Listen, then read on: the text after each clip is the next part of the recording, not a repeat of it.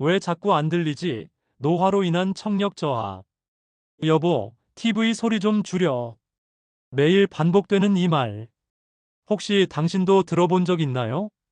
아니면 이런 상황은 어떤가요? 손자가 뭔가 열심히 말하는데 입술만 움직이는 것 같고, 가족들이 모여 앉아 웃고 떠드는데 나만 소외된 기분이 들고. 잠깐, 이건 단순히 나이 들어가는 자연스러운 과정일까요? 아니면 뭔가 심각한 신호일까요? 오늘 이야기할 내용을 끝까지 들으시면 왜 우리의 귀가 점점 말을 안 듣는지, 그리고 이것이 단순한 불편함을 넘어 우리 뇌와 정신 건강에까지 어떤 영향을 미치는지 깜짝 놀라실 겁니다. 1. 노년기 청력 변화, 흔하지만 방치되기 쉬운 이유. 73세의 김영희 할머니의 이야기부터 시작해 볼까요? 김 할머니는 3년 전부터 뭔가 이상함을 느끼기 시작했습니다. 처음엔 정말 미묘했어요. 아침에 새 지저귀는 소리가 예전만큼 또렷하게 들리지 않더니 며느리가 부엌에서 부르는 소리를 놓치는 일이 늘어났죠. 나이 들면 다 그런 거 아니야? 김할머니뿐만 아니라 대부분의 어르신들이 하는 말입니다. 하지만 이런 생각이야말로 가장 위험한 함정이에요. 통계를 보면 더욱 충격적입니다. 65세 이상 어르신 3명 중 1명이 청력 저하를 경험합니다. 75세가 넘으면 그 비율이 절반으로 뛰어오르죠. 그런데 이렇게 흔한 문제임에도 불구하고 왜 대부분의 분들이 방치하실까요? 첫 번째 이유는 점진적 진행입니다. 청력 저하는 하루아침에 오지 않습니다. 마치 머리카락이 서서히 휘어지는 것처럼 너무나 천천히 진행되어서 본인조차 모르게 적응해버리는 거예요. 두 번째는 사회적 편견입니다. 보청기 끼면 완전히 늙어 보인다.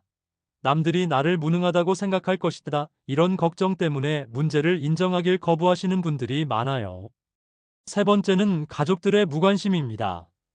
할아버지가 또 못 들으신다며 짜증을 내거나 큰 소리로 말하면 되지 뭐라고 대수롭지 않게 생각하는 경우가 많죠. 하지만 여기서 가장 무서운 진실을 말씀드려야겠습니다. 청력 저하를 방치하면 단순히 소리를 못 듣는 문제에서 끝나지 않습니다. 우리 뇌 전체의 기능이 서서히 퇴화하기 시작한다는 거예요. 말소리가 뭉개져 들리는 이유. 무슨 말인지는 알겠는데 뭔가 불분명해요. 마치 입에 뭔가 물고 말하는 것 같아요. 이런 경험 있으시죠? 이게 바로 노인성 난청의 가장 특징적인 증상입니다. 우리 귀 안쪽 달팽이관이라는 부분에는 약 1만 5천 개의 미세한 털세포들이 있습니다. 이 작은 털들이 소리 진동을 감지해서 전기 신호로 바꿔 뇌로 보내는 역할을 하죠. 그런데 나이가 들면서 이 털세포들이 하나둘씩 손상되기 시작합니다. 특히 고주파수 소리를 담당하는 털세포들이 먼저 죽어가요. 고주파수가 뭐냐고요? 바로 자음 소리입니다. 시옷, 사, 치읓, 키읔, 티읕, 피읕 같은 소리들이죠. 상상해보세요. 식사하세요라는 말에서 시옷 소리들이 다 사라진다면 이하예요로 들릴 수 있어요. 의미를 유추할 수는 있지만 정확하게 알아듣기 어렵죠. 더 구체적인 예를 들어볼게요. 병원에 가실까요? 원에 가요? 김치찌개 끓였어요. 게 끓였어요. 이렇게 들리니 대화가 얼마나 힘들겠어요? 게다가 우리 뇌는 이런 불완전한 정보를 계속 해석하려고 노력합니다. 마치 깨진 퍼즐 조각들을 맞추려고 애쓰는 것처럼요. 이 과정에서 엄청난 에너지가 소모되고 금세 피로감을 느끼게 됩니다. 실제로 경미한 청력 저하가 있는 분들도 하루 종일 사람들과 대화하고 나면 깊은 피로감을 호소하세요. 왜 이렇게 말하는 게 힘들지? 하고 싶으시다면 혹시 청력에 문제가 있는 건 아닌지 의심해 보셔야 합니다. 3. 청력 저하는 뇌 기능 저하와도 연결된다. 이제 정말 충격적인 사실을 말씀드리겠습니다. 존스 홉킨스 대학교에서 18년간 진행한 대규모 연구 결과를 보면 경미한 청력 저하가 있는 사람들의 치매 위험이 2배 증가했습니다. 중등도 청력 저하는 3배, 심한 청력 저하는 무려 5배까지 치매 위험을 높였어요. 왜 이런 일이 벌어질까요? 우리 뇌는 쓰지 않으면 잃는 다이우스 잇 오루즈 잇 원리로 작동합니다. 청력이 떨어지면 뇌의 청각 피질로 들어오는 자극이 줄어들어요. 마치 사용하지 않는 근육이 위축되는 것처럼 청각을 담당하는 뇌 영역도 점점 위축되기 시작하죠. 더 심각한 건 이 과정이 다른 뇌 영역에도 영향을 미친다는 겁니다. 76세 박철수 할아버지의 사례를 보면서 설명드릴게요. 박 할아버지는 5년 전부터 청력이 떨어지기 시작했는데 처음엔 단순히 잘 안 들린다 정도였어요. 하지만 시간이 지나면서 변화가 생겼습니다. 집중력이 떨어지기 시작했어요. 예전에는 신문을 처음부터 끝까지 꼼꼼히 읽었는데 이제는 몇 분 읽다가 포기해버리죠. 기억력도 문제가 생겼습니다. 아까 뭐라고 했지?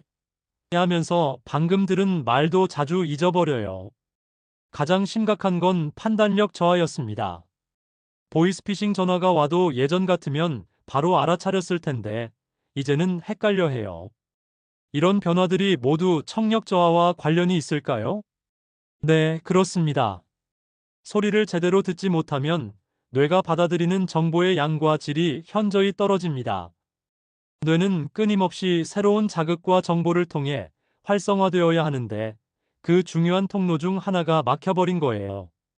또 다른 문제는 인지 부하입니다. 잘 들리지 않는 말을 이해하려고 뇌가 과도하게 노력을 기울이다 보니 다른 인지 기능들이 제대로 작동할 여력이 없어져요. 마치 컴퓨터 메모리가 부족해서 다른 프로그램들이 느려지는 것과 같은 원리죠. 뇌 영상 연구를 보면 더욱 명확합니다. 청력 저하가 있는 어르신들의 뇌에서는 전두엽과 측두엽의 활동이 현저히 감소되어 있어요. 이 부위들이 바로 기억, 집중, 판단을 담당하는 핵심 영역들입니다. 4. TV 볼륨이 점점 커진다면? 경고 신호. 아버지, 또 TV 소리 크게 하셨네요. 혹시 이런 말 들어보신 적 있나요? 아니면 이런 말을 하신 적이 있으신가요? TV 볼륨이 서서히 커지는 것. 이건 단순한 습관이 아니라 청력 저하의 가장 명확한 초기 신호 중 하나입니다. 68세 이순자 할머니의 이야기를 들어보세요. 2년 전까지만 해도 TV 볼륨을 20 정도로 맞춰놓고 시청하셨어요. 그런데 어느 날부터인가 요즘 TV에서 말을 또박또박 안 하네 하시면서 볼륨을 23으로 올리셨죠. 몇 달 후엔 25, 그 다음엔 28, 이제는 35까지 올려야 겨우 들리신다고 해요. 가족들은 너무 시끄러워서 같이 TV를 볼 수가 없어졌습니다. TV 고장났나? 소리가 왜 이렇게 작아? 요즘 배우들이 발음을 너무 대충 하네. 예전 TV가 더 좋았어. 이런 말씀을 하신다면 99% 청력 문제입니다. 더 구체적인 경고 신호들을 알려드릴게요. 소음이 있는 곳에서 대화가 어려워집니다. 카페나 식당에서 상대방 목소리가 잘 안 들려요. 에어컨 소리, 자동차 소리 같은 배경 소음이 있으면 더욱 심해지죠. 전화 통화가 힘들어집니다. 여보세요? 누구세요? 하면서 상대방 말을 자꾸 되묻게 되어요. 특히 휴대폰보다 집 전화가 더 잘 안 들리죠. 높은 목소리를 가진 사람의 말이 특히 어렵습니다. 어린 손자, 손녀들이나 여성들의 말을 알아듣기 힘들어해요. 말귀를 잘못 알아듣습니다. 약국의 가자를 학교의 가자로 듣거나 밥 먹었어? 를 잠잤어? 로 알아들어요. 상대방이 중얼거린다고 생각합니다. 요즘 사람들이 왜 이렇게 입속으로 말하지? 하면서 짜증을 내시죠. 이런 증상들이 하나둘 나타나기 시작한다면 이건 더 이상 나이 들어서 그런 거로 넘길 문제가 아닙니다. 조기 개입이 필요한 시점이에요. 왜냐하면 청력 저하는 처음에는 천천히 진행되다가 어느 순간부터 급격히 나빠질 수 있거든요. 마치 오래된 댐이 한순간에 무너지는 것처럼요. 5. 가족과의 소통 단절, 우울감으로 이어질 수도. 71세 최영호 할아버지의 일상을 들여다보겠습니다. 오전 7시 할아버지가 일어나시면 거실에서 며느리와 손자가 뭔가 이야기하고 있어요. 하지만 할아버지 귀에는 중얼중얼하는 소리로만 들립니다. 뭐라고 하는 거야? 하고 물어보면 며느리가 아무것도 아니에요 하면서 대화를 끝내버려요. 점심시간 가족들이 모여 앉아 식사하면서 이런저런 얘기를 나누는데 할아버지만 혼자 조용히 밥만 드세요. 중간중간 웃음소리가 들리지만 뭐가 그렇게 재미있는지 모르겠어요. 뭐가 그렇게 웃겨? 하고 물어보면 별거 아니에요 하는 대답만 돌아옵니다. 저녁 시간 손자가 학교에서 있었던 일을 신나게 얘기하는데 할아버지 귀에는 그래서 으로만 들려요. 할아버지 들으세요. 하면서 손자가 큰 소리로 다시 말해주지만 이미 그 순간의 생생함은 사라졌어요. 이런 일들이 반복되면서 할아버지 마음속에는 서서히 외로움이 쌓여갑니다. 나는 이 집에서 투명인간인가? 가족들이 나를 귀찮아하는 건 아닐까? 내가 있으나 마나한 존재구나. 이런 생각들이 드시기 시작해요. 심리학자들은 이를 커뮤니케이션 고립이라고 부릅니다. 물리적으로는 가족과 함께 있지만 소리의 장벽 때문에 정서적으로는 완전히 고립된 상태가 되는 거예요. 실제 연구 결과를 보면 더욱 심각합니다. 청력 저하가 있는 어르신들의 우울증 발병률이 정상 청력을 가진 분들보다 2.4배 높게 나타났어요. 왜 이런 일이 벌어질까요? 첫째, 사회적 활동이 줄어듭니다. 모임에 가도 대화에 끼기 어려우니까 아예 나가는 걸 포기하게 되죠. 어차피 가봤자 내 말은 못 알아듣고 남 말도 못 알아들을 텐데. 둘째, 자존감이 떨어집니다. 내가 자꾸 되물어 보니까 상대방이 짜증내는 것 같아, 나 때문에 분위기가 어색해지는 것 같아 하면서 스스로를 탓하게 되어요. 셋째, 무력감을 느낍니다. 예전에는 가족들의 상담사 역할을 했는데 이제는 무슨 고민이 있는지도 제대로 파악할 수 없으니까 자신이 쓸모없다고 느끼시죠. 가장 안타까운 건 가족들조차 이런 할아버지, 할머니의 마음을 이해하지 못한다는 겁니다. 할아버지가 요즘 왜 이렇게 예민해지셨지? 말도 안 하시고 맨날 방에만 계세요. 우울증인가? 네, 맞습니다. 우울증일 가능성이 높아요. 하지만 그 뿌리에는 청력 저하가 있다는 걸 모르는 경우가 대부분이죠. 더 심각한 건 이런 우울감이 인지 기능 저하를 가속화시킨다는 겁니다. 우울하면 뇌 활동이 전반적으로 줄어들고 기억력과 집중력이 더욱 떨어져요. 청력 저하와 우울증이 서로 시너지를 내면서 뇌 건강을 더 빠르게 악화시키는 악순환이 시작되는 거예요. 6. 초기 청력 저하. 언제 병원에 가야 하나? 병원에 가봐야 하나? 아직 그 정도는 아닌 것 같은데. 많은 분들이 이런 고민을 하시죠. 그러면서 미루고 미루다가 상황이 심각해진 후에야 병원을 찾는 경우가 대부분이에요. 하지만 청력 저하는 조기 발견과 조기 치료가 정말 중요합니다. 마치 당뇨병이나 고혈압처럼요. 언제 병원에 가야 하는지 구체적인 기준을 알려드릴게요. 1단계 의심 단계. TV 볼륨을 평소보다 3에서 5 정도 높여야 들림. 전화벨 소리를 놓치는 일이 가끔 생김. 조용한 곳에서는 괜찮지만 시끄러운 곳에서 대화가 어려움. 2단계에서는 한 달 정도 관찰해 보세요. 증상이 지속되면 이비인후과 상담을 받아보시는 게 좋습니다. 2단계 주의 단계. 가족들이 TV 소리가 크다고 불평하기 시작함. 전화 통화에서 뭐라고요? 말을 자주 말함. 뒤에서 부르는 소리를 못 들음. 새소리, 시계 째깍거리는 소리 등이 잘 안 들림. 2단계가 되면 지체하지 말고 병원에 가셔야 합니다. 3단계 위험 단계. 큰 소리로 말해도 알아듣기 어려움. 대화 중에 엉뚱한 답변을 자주 함. 사람들과의 만남을 피하게 됨. 2단계는 이미 상당히 진행된 상태입니다. 즉시 전문의 진료가 필요해요. 그런데 여기서 중요한 건 본인보다 가족들이 먼저 알아차리는 경우가 많다는 겁니다. 실제로 청력 검사를 받으러 오시는 분들 중 70% 이상이 가족의 권유로 오세요. 본인은 그렇게 심하지 않다고 생각하시는데 객관적으로 보면 이미 상당한 청력 저하가 진행된 경우가 많아요. 그래서 가족들의 역할이 정말 중요합니다. 아버지, 요즘 TV 소리 너무 크게 하세요. 어머니, 전화 받을 때 자꾸 되물어 보시네요. 이런 말을 하실 때는 핀잔을 주시는 게 아니라 사랑과 걱정의 마음으로 병원 검사를 권해보세요. 병원에서는 어떤 검사를 할까요? 먼저 순음 청력 검사를 합니다. 이건 다양한 주파수의 소리를 들려주면서 얼마나 작은 소리까지 들을 수 있는지 측정하는 검사예요.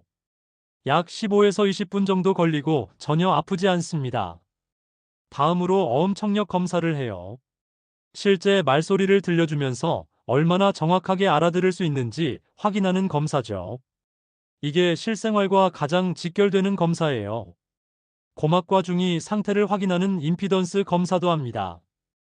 혹시 귀지나 중이염 같은 치료 가능한 원인이 있는지 확인하는 거예요. 검사 결과에 따라 치료 방향이 결정됩니다. 만약 귀지나 중이염이 원인이라면 치료 후 청력이 회복될 수 있어요. 하지만 노인성 난청이라면 안타깝게도 완전한 치료는 어렵습니다. 대신 보청기 같은 보조도구로 도움을 받을 수 있죠. 여기서 중요한 건 보청기 완전히 늙었다는 편견을 버리셔야 한다는 겁니다. 요즘 보청기는 정말 작고 성능도 뛰어나요. 스마트폰과 연결되어서 전화 통화나 음악 감상도 가능하고 노이즈 캔슬링 기능까지 있어요. 7. 노인성 난청, 방치하면 더 빨리 진행된다. 아직 일상생활에 큰 불편은 없으니까 좀 더 지켜보자. 이런 생각으로 치료를 미루시는 분들이 많아요. 하지만 이건 정말 위험한 선택입니다. 왜냐하면 청력 저하는 방치할수록 더 빨리 진행되기 때문이에요. 이걸 청각 박탈 오디토리 데프로베이션 현상이라고 부릅니다. 우리 뇌의 청각 시스템은 계속 사용해야 제 기능을 유지할 수 있어요. 마치 근육과 같아서 사용하지 않으면 점점 위축되고 기능이 떨어지죠. 구체적으로 어떤 일이 벌어지는지 볼까요? 1단계 털세포 손상. 처음에는 일부 털세포만 손상됩니다. 하지만 이때도 적절한 자극 소리를 주지 않으면 주변의 건강한 털세포들도 서서히 기능을 잃기 시작해요. 2단계 청각 신경 위축. 귀에서 뇌로 소리 신호를 전달하는 청각 신경들이 사용되지 않으면서 점점 가늘어집니다. 마치 사용하지 않는 길이 풀로 덮이는 것처럼요. 3단계 뇌 중추 변화. 뇌의 청각 중추 부분이 소리 처리를 포기하고 다른 기능에 그 영역을 내어줍니다. 한번 이렇게 바뀌면 나중에 보청기를 써도 예전만큼 효과를 보기 어려워요. 실제 사례를 보면 더욱 확실합니다.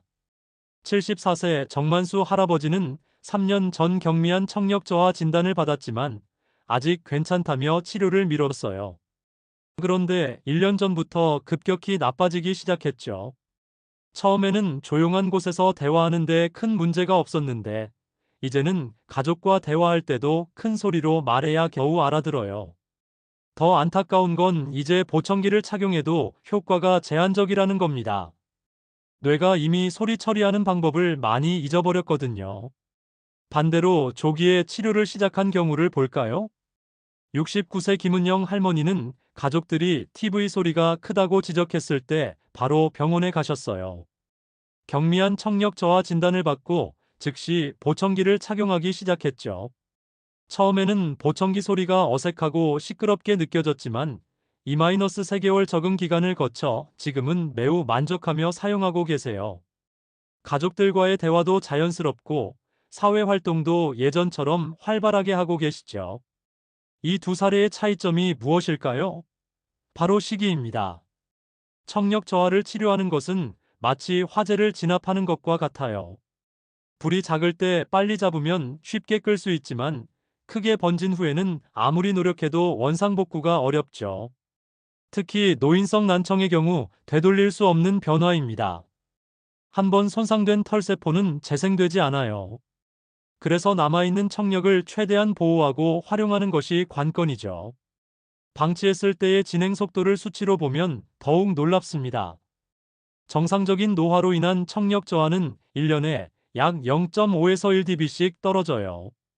하지만 방치된 청력 저하는 1년에 2에서 4dB씩 급격히 악화됩니다. 단순 계산으로 봐도 4배 빠른 속도죠. 더 무서운 건 어느 순간 급작스럽게 나빠질 수 있다는 겁니다. 마치 오래된 다리가 갑자기 무너지는 것처럼 버텨오던 청력이 한순간에 확 떨어질 수 있어요. 실제로 병원에 오시는 분들 중에 어제까지만 해도 괜찮았는데 오늘 갑자기 안 들려요라고 하시는 경우가 있어요. 하지만 자세히 들어보면 몇 년 전부터 서서히 나빠지고 있었던 게 대부분이죠. 그래서 전문가들은 입을 모아 말합니다. 청력 저하는 예방이 최선이고 조기 치료가 차선이다라고요. 8. 청력 보호를 위한 일상 속 실천법. 그렇다면 우리는 어떻게 해야 할까요? 이미 시작된 청력 저하를 늦추고 남은 청력을 최대한 보호할 수 있는 방법들을 알려드리겠습니다. 첫 번째, 소음으로부터 귀를 보호하세요. 많은 분들이 모르시는 사실이 있어요. 큰 소리에 노출되면 이미 손상된 털세포들이 더 빨리 죽는다는 겁니다. 일상에서 조심해야 할 소음들을 알려드릴게요. 지하철 소음은 약 80에서 90dB입니다. 1시간 이상 지속적으로 노출되면 청력에 해로워요. 가능하다면 이어플러그를 착용하거나 조용한 칸을 이용하세요. 헤어드라이어는 100dB가 넘습니다. 사용 시간을 최소화하고 가능하다면 저소음 제품을 선택하세요. 청소기 소음도 75에서 85dB 정도 되니까 장시간 사용할 때는 중간중간 휴식을 취하시는 게 좋아요. 가장 위험한 건 갑작스러운 큰 소리예요. 자동차 경적, 공사장 소음, 폭죽 소리 같은 것들이죠. 이런 소리를 들으면 귀를 막거나 그 자리를 피하세요. 두 번째, 귀 청소를 올바르게 하세요. 귀지를 파내야 깨끗하지라는 생각으로 면봉이나 귀이개로 자주 파시는 분들이 많은데 이건 오히려 위험합니다. 귀지는 자연스럽게 밖으로 나오도록 설계되어 있어요. 무리하게 파내려고 하면 고막이나 외이도에 상처가 날 수 있죠. 올바른 귀 청소법은 이렇습니다. 샤워 후 타올로 귀 바깥쪽만 살짝 닦아주시면 돼요.